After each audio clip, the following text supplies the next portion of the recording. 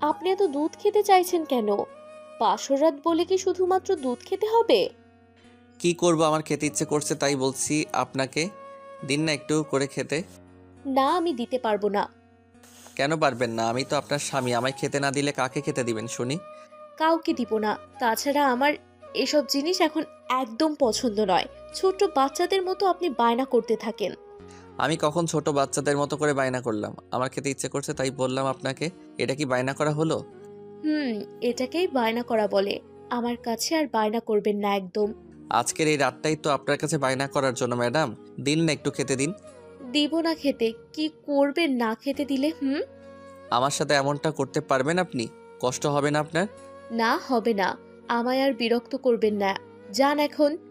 নিধি কথাটা বলতেই নীরবের দিক থেকে মুখ ঘুরিয়ে ফেলল। নীরব নিধির এমন কাছে পুরো অবাক হয়ে গেছে। নিধি নীরবকে এমন করে নিজের থেকে দূরে সরিয়ে দিতে পারলো কেমন করে, এটাই ভাবছে নীরব। নীরব খানিকটা অভিমান করে নিধির পাশ থেকে সরে বসে।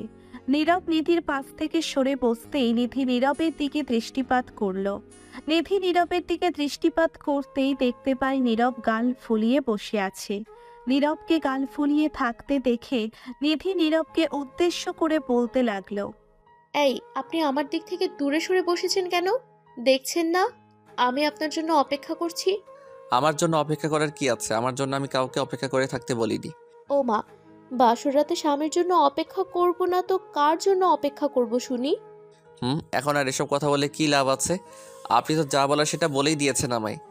আরে ধুর, আপনি একে তো লেট করে এসেছেন, তার উপর এমন কথা বলছেন। আমার মেজাজ খারাপ হয়ে যাচ্ছে কিন্তু। সবে তো মাত্র 1টা বাজে।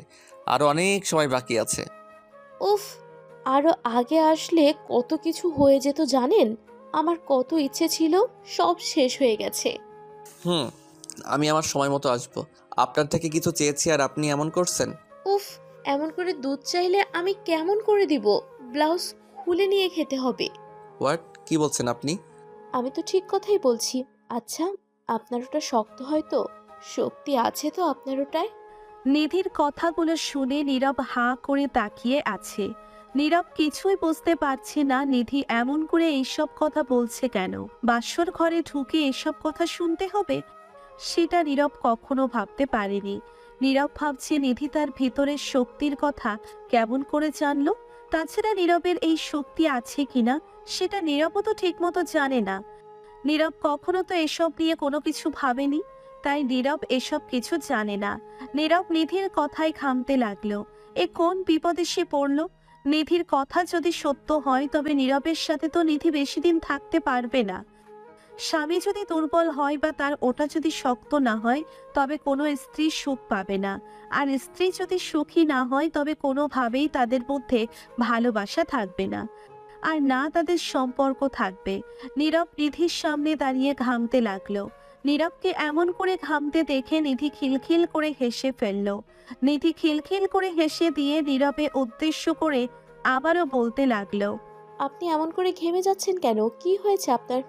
আমার কথায় কি ভয় পেয়ে গেছেন? কোথায় কি হবে? কিছু হয়নি তো আমার, আমি ঠিক আছি। আসলে গরম লাগছে আমার, তাই হয়তো। তাছাড়া আমি ভয় পাবো কেন?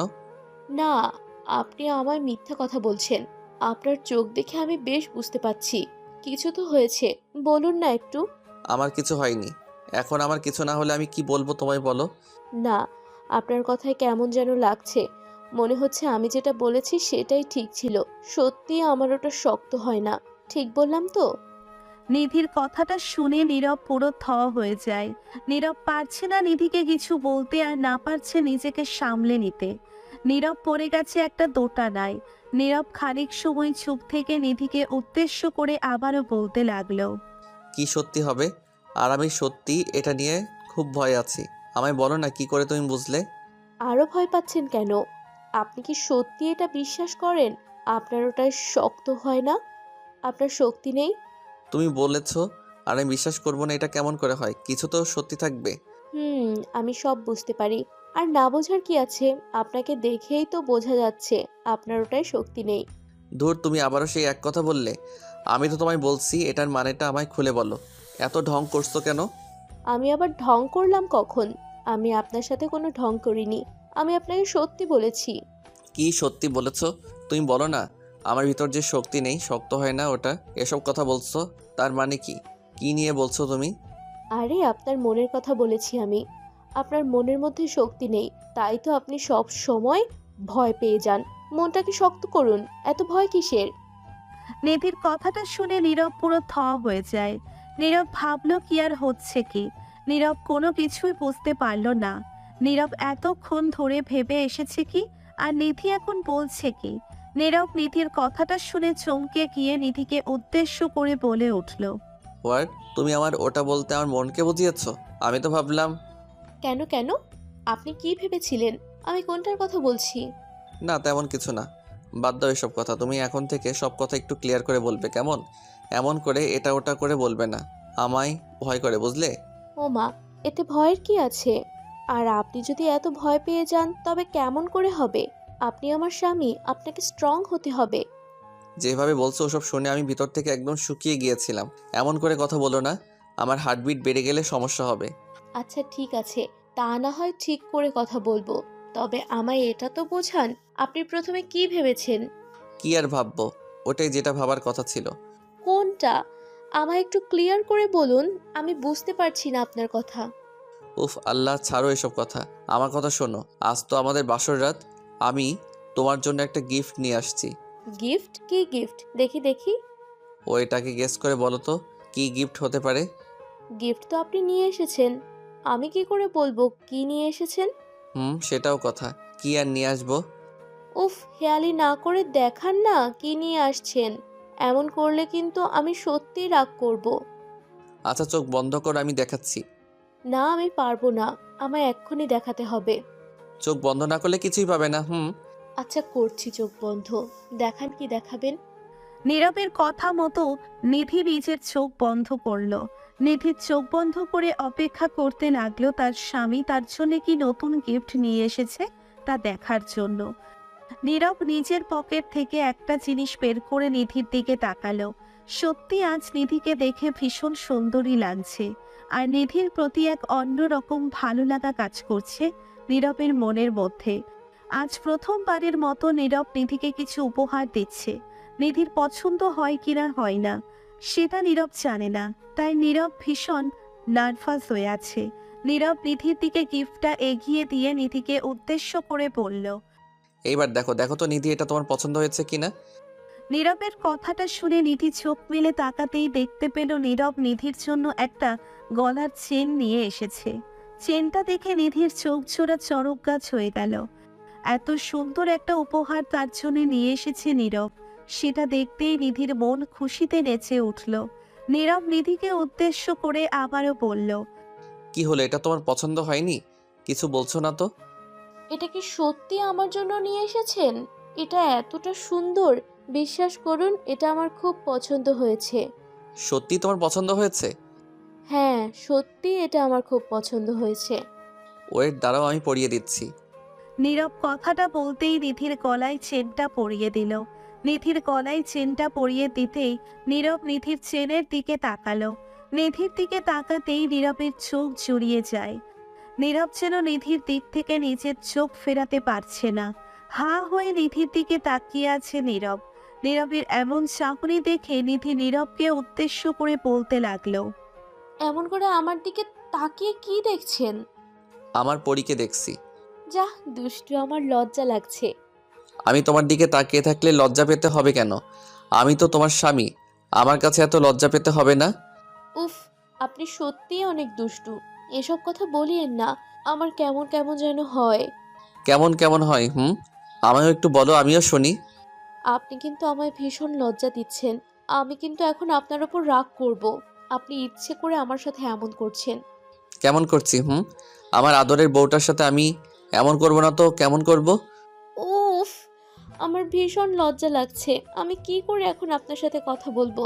আমি কিছু বুঝতে পারছি না। বুঝতে হবে না তোমার। এই দিকে এসো, আমার কাছে এসো। আজ আমাদের বাসর রাত।